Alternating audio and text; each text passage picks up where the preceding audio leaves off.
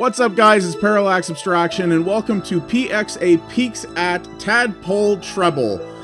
Man, if there was ever a game I could cite as a prime example of something that was just made with heart, this would be it. Man, oh man. So, this is interesting. This is the result of a small Kickstarter from a company called BitFinity Games, which is run by two brothers who did a substantial amount of work on this game, but there's also a number of other people with their last name in the credits, so this is clearly a family effort. And this is out right now on the PC and Mac on Steam and on the Wii U. No, seriously, there's actually still some indie stuff coming out for that thing. And it's really interesting. It's a rhythm game, and kind of like a rhythm adventure game with an absolutely adorable aesthetic, some really cool music in it, original music, and some just really fun gameplay mechanics in general. I didn't have much expectation for this game when I got the code for it, and it's really surprised me. So this is normally a first impression series, but I've beaten this game, and, well, it only took me about 90 minutes, and that was including almost half an hour of retrying the final boss level, so it's maybe not super long, which some people might dislike for 10 bucks. But I'm going to show you what this involves here, because this is a game you can replay a fair bit. So this is the world here. So the story of this game is very simple. You're a newly hatched tadpole who gets separated from her family, and your goal is to make your way back home, and you go on all kinds of crazy adventures through different levels to do this. And it's, like I said, it's a music-based rhythm game, and it's very clever the way this works. So I'm going to show you a couple of different levels here, because the levels actually vary a great amount in terms of the type of music that's involved, and the difficulty ramps up quite a bit too. So this is the starting level here. So we're just going to go into this. So every level has different medals you can get. You are ranked at the end of each run. There's a medal for getting an S rank, an F rank, which is kind of funny, for collecting all of the what's called bubbles in the level, which I'll show you. There's also what's called challenge. I believe they're called challenge bugs, which is something you can pick up if you meet a certain goal within each level. I've only gotten a couple of those so far. So you can replay to max out those challenges if you want. There are also leaderboards, which I'll show you later, though they're not as well implemented as I would have liked. But, like, listen to this music and look at this art. It's just, oh, it's gorgeous. So here we go. So one thing I really like about this game is the tutorial is baked right into the first level. There's no pausing to tell you what to do. It just throws you right into a level, and it's like, as you go, it's like, yo, do this. So your goal in this is to get through the levels, obviously, but also to maximize your score, which is one of the things I like about this game, and what adds the replay value is it is a score attack game. So you can get your way through the levels and survive to the end with, you know, just focusing on dodging the hazards and doing as best you can.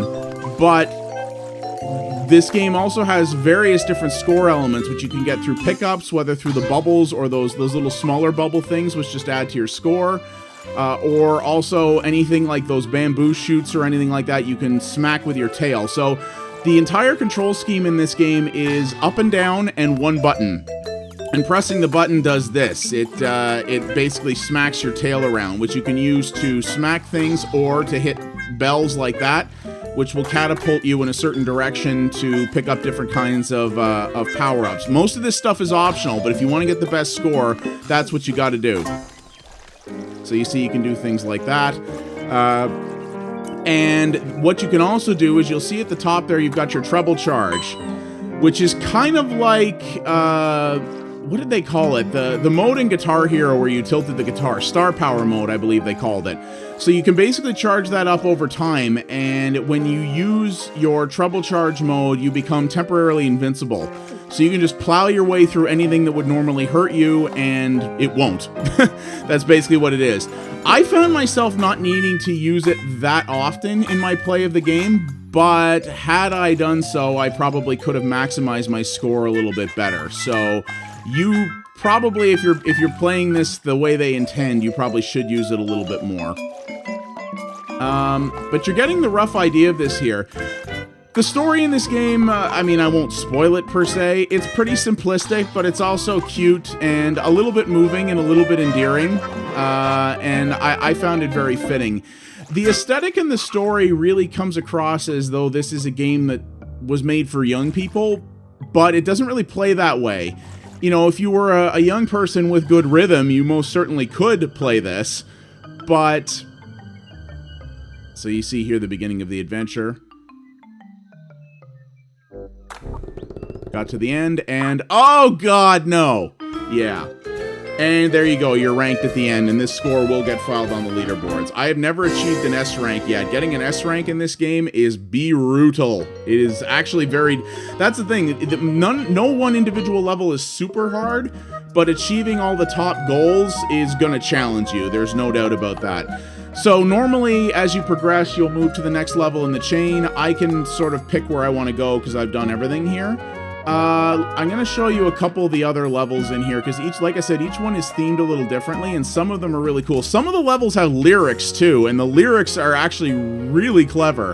Where's the one that I realized? Aha! Yes, Retro Flashback fans are going to like this. Yes, sir, the Chiptune Lagoon. Check this out. This is so cool. I'm kind of bummed there's only one of these levels, though. Yee, look at this! It completely redoes the art style and makes it all pixely, and this is just for this one level. And yeah, it's a chiptune. Oh, I love it. I am so happy they did this. This is just lovely. So yeah, as I was saying at the beginning, this is a game that actually was on Kickstarter. It was a relatively modest Kickstarter, and they funded not by much. And interestingly enough, so this game was supposed to come out for PC, Mac, mobile platforms, and the Wii U. The Wii U version was a stretch goal that they actually didn't meet, but the Wii U version actually came out, and the mobile version to this point hasn't, which I find kind of interesting that they chose to refocus that way. I mean, with the way the mobile market is right now, frankly, they probably had a better chance to make money on the Wii U than on mobile devices, so that was probably a smart move on their part. I can't speak to how the Wii U version is, as I didn't get code for that, but this PC version is pretty good. It's a Unity engine game. The options are minimal, but it's, you know, it's largely 2D, so it's not a big deal. It runs quite well. So you see, if you can time your rhythm right, you can pull off some really interesting sort of stylish moves here. I just think this is really fun. And yeah, I beat this game in one sitting, and while it didn't take very long, I had fun the whole way through.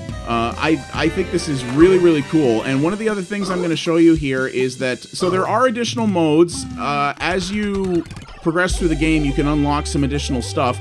One of which is a mode called Concerto Mode, which was actually a stretch goal of the campaign, that is basically an endurance mode that I haven't played yet, but I'm going to at some point. You basically go through the entire game start to finish and go for as big a score as you can, and you try to survive as long as possible, which I think is a really neat addition.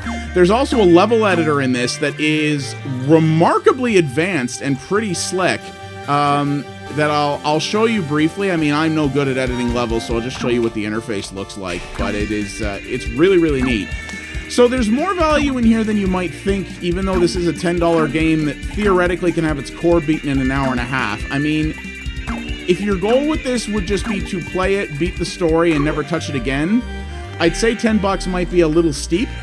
But if you're looking to replay levels to min-max your score, if you want to do the endurance mode, or even if you want to create something, then there's actually really good value in here for $10, I think.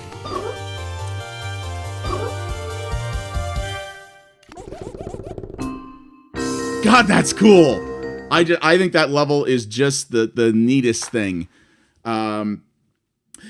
And yeah, I think this is a really, really slick package for a game that was largely developed by two people. There are other contributors to this, especially on the music end of things, but this game was largely made by the Taranto brothers. Really impressive work they did, I think. So here's one of the levels with lyrics. Now, just watch this. This just had me smiling. It's so cool.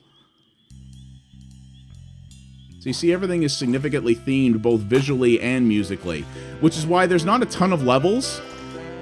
Why, hello, fellow tadpole, on this midnight run. stay rude. You seem lost, but don't worry, 'cause I just might know the way through. I'll slip you beside Right? you. Doesn't this just put a smile on your face? I'm just like, ah. And yeah, if I read the credits correctly, actually one of the Taranto brothers is actually doing these lyrics. So, and they did most of the music too. Like, these are two very multi-talented people. I gotta give credit for that. I think it's pretty amazing. And yeah, like, there may not be that many levels in the game, and it may not be that long, but the attention to detail that goes into each level is really impressive. Every level is visually themed. Every level has completely different music. Like I said, some of them have lyrics. There's different visual elements in terms of creatures that you'll encounter and hazards. Like, every level is its own meticulously crafted experience. And sure, it may not be the longest game in the world, but I think that's really incredible that they went that far. Like, they could have just put out multiple versions of each level with slightly different songs to pad out the length of the game if they wanted to, but they didn't. They wanted every level to feel like a wholly new experience. And that craftsmanship and attention to detail is something I really admire, even in games that aren't super, super long. So I'm doing very badly here, but...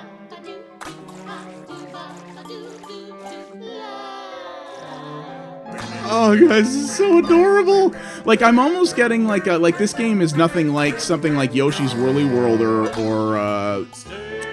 those types of games like Kirby's Epic Yarn or something like that. But if you ever played those games, you know the feeling I'm talking about, where you've just got this just yee feeling the whole time you're playing them because they're just so adorable and endearing. And that's the feeling I got with this.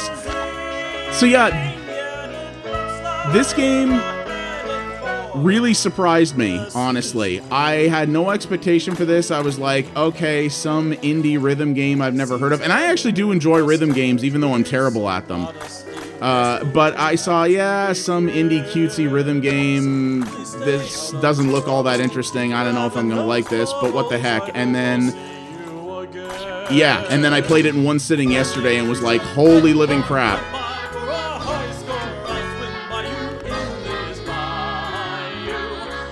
High score, there's a little bit of meta in these songs. And as you can see, of course, at the top there are streaks and multipliers.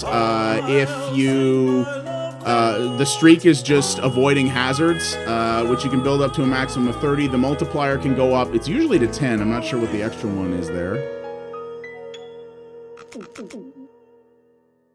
And there we are. Like, isn't that amazing? I just love it. And yeah, so you can replay levels for score, which, being, you know, the old school arcade fiend I am, is something that has a lot of appeal to me. So I'm going to show you one more level after, but let's show you some of the other elements that are in here. So we'll go back to the main menu here. So yes, there are leaderboards. The leaderboard implementation is kind of... it's not the easiest thing in the world to use. So this is Concerto mode, which is the endurance mode, which is why the scores are so high. And then you can pick each individual level in the game. It will default to showing you your score. It will show the highest scores and the lowest scores. You can't scroll back and forth. There's no way to sort by your friends. There's no way to sort of easily scroll up and down the list or leap right to the top score. You've got to scroll your way back up there. Most Steam games have a better implementation than this. It's not that hard here because this leaderboard isn't very big, but it would have been nice to see a little bit more modernized interpretation of that, for sure. And so you do have leaderboards. The extras mode here has just a straight up music player, the concerto mode, the bestiary, which just gives a little explanation of the different creatures in the game.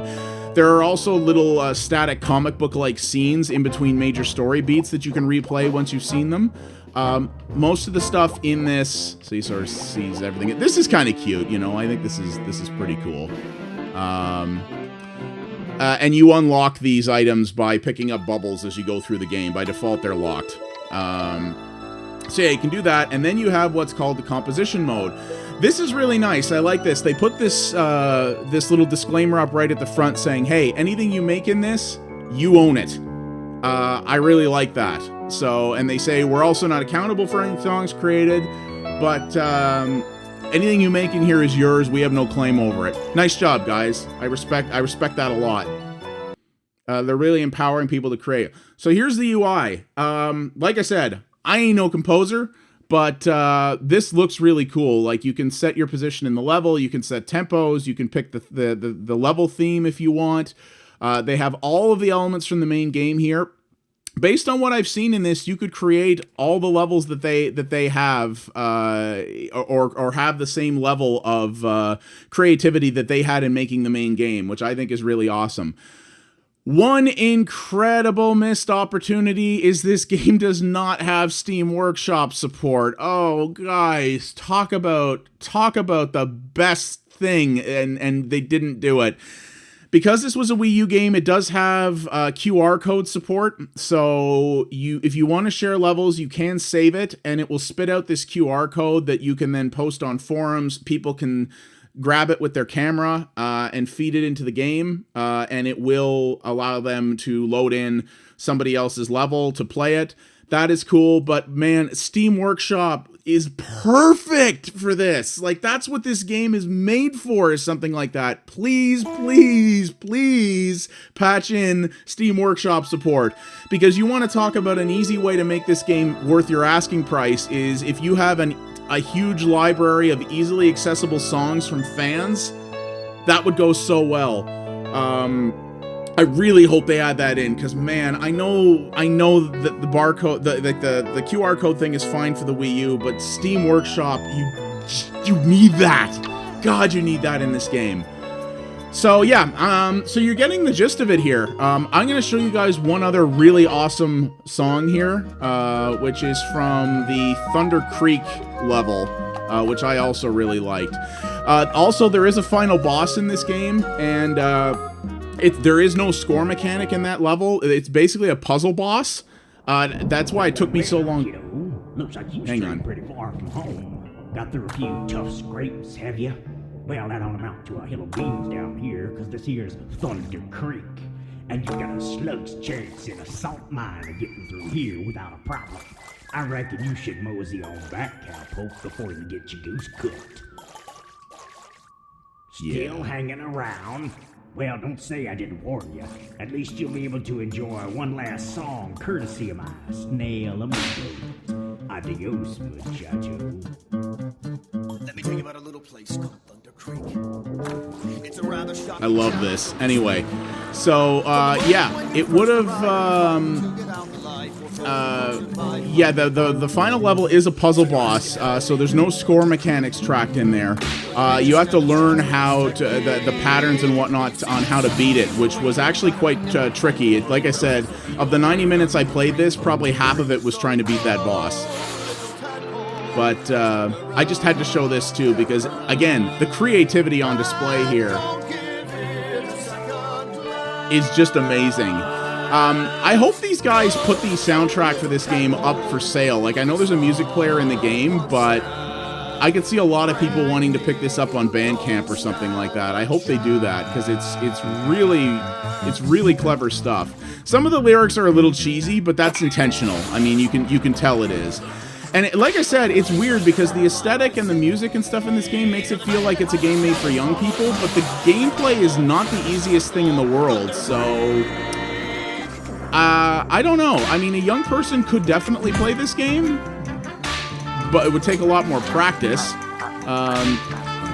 But this is definitely not a softcore game. This is a game made for people with good reflexes, who understand rhythm games, and who appreciate them. So, I don't know.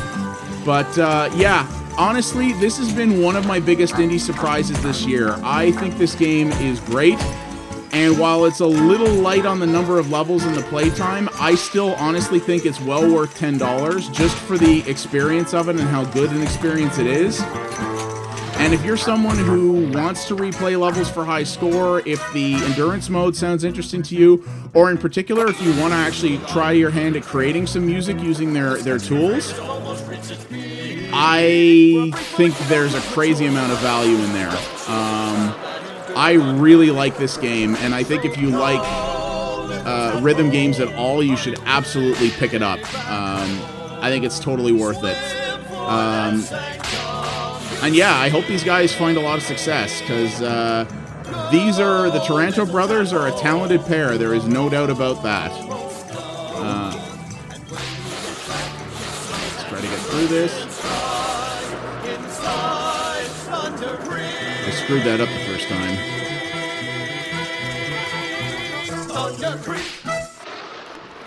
God, I love it. I really do. It's just so good.